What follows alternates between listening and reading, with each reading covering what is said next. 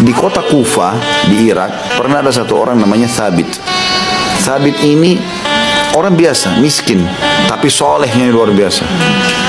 Dia rupanya satu waktu lagi jalan di jalan Kufa, kemudian dia lewat di depan kebun apel, jatuh apel, ada apel matang jatuh.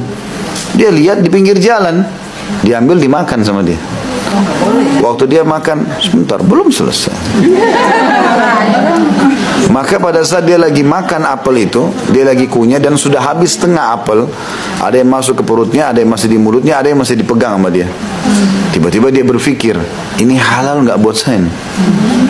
Dalam kondisi dia ketakutan, dia langsung masuk ke dalam kebun tersebut. Dia temu ada satu gubuk, langsung dia ketuk. Setelah salam, dia jawab salam, lalu dia bilang, saya tadi lewat di depan kebun anda ini dan saya temukan ada apel jatuh. Saya pikir itu halal buat saya.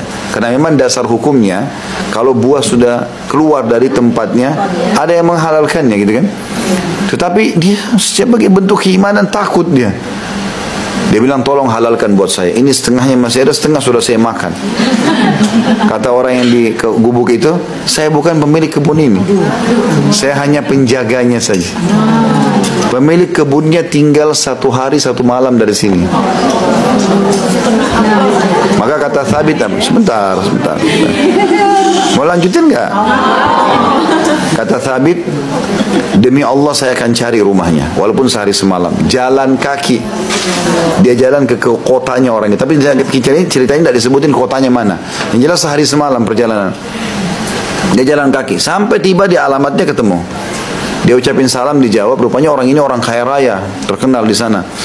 Lalu kemudian dia sampaikan, dia masih pegang setengah apel yang sudah mulai busuk itu. Dia bilang, saya seorang penduduk Kufa. Keadaan saya sebenarnya miskin, tapi saya sempat lewat di depan kebun anda, ada apel jatuh.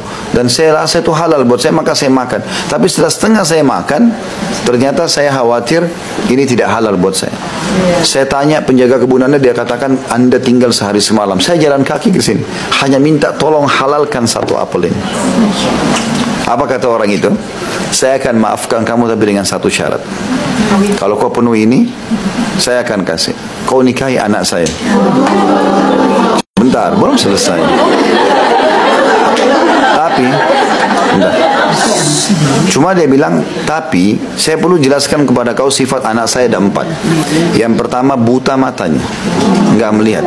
Yang kedua tuli telinganya, nggak mendengar. Yang ketiga bisu, nggak bisa ngomong. Yang keempat lumpuh total, nggak bisa bergerak. Kata Thabit, kalau seandainya itu syarat dari anda, tidak bisa negosiasi, supaya halal apel itu saya nikahi. Lillahi ta'ala sudah. Yang penting halal dulu apel ini. Hanya karena itu saja, apel. Akhirnya dinikahkanlah oleh orang tuanya si perempuan tersebut. Dia bilang begitu saya masuk di kamar istri saya, yang pertama saya ucapin salam, assalamualaikum warahmatullahi wabarakatuh. Istri saya jawab, loh tadi katanya bisu, kok bisa jawab ini? Terus dibilang juga dia tuli, dia jawab berarti dia dengar, berarti dia sudah terjawab. Lalu kemudian saya mendekat ke dia, lalu saya ulurkan tangan saya, istri saya berdiri dan salaman, berarti nggak lumpuh dan juga tidak buta, karena dia lihat gitu kan. Lalu dia mengatakan, subhanallah, ayahmu mengatakan kau buta tidak melihat, tuli nggak mendengar, bisu nggak bisa ngomong, dan kamu lumpuh, tapi semua itu tidak ada. Dia bilang, ayah saya benar, mata saya buta dari semua yang haram, karena nggak pernah saya lihat yang haram. Telinga saya betul tuli dari apa yang Allah haramkan, saya tidak pernah dengar dari kecil kecuali yang baik. Lisan saya memang bisu, tapi karena tidak pernah mengucapkan kecuali zikrullah, tanya kabar orang, baca Quran. Dan saya lumpuh kaki saya dari pergi ke tempat-tempat haram. Dan perempuan ini rupanya pakai cadar. Kata Thabit, saya pun merasa bersyukur, alhamdulillah. Tadinya dia pikirkan memang dia terima apa adanya nih, lumpuh pun dia terima. Dia bilang begitu saya buka cadarnya, saya temukan dia wanita tercantik dan sangat baik.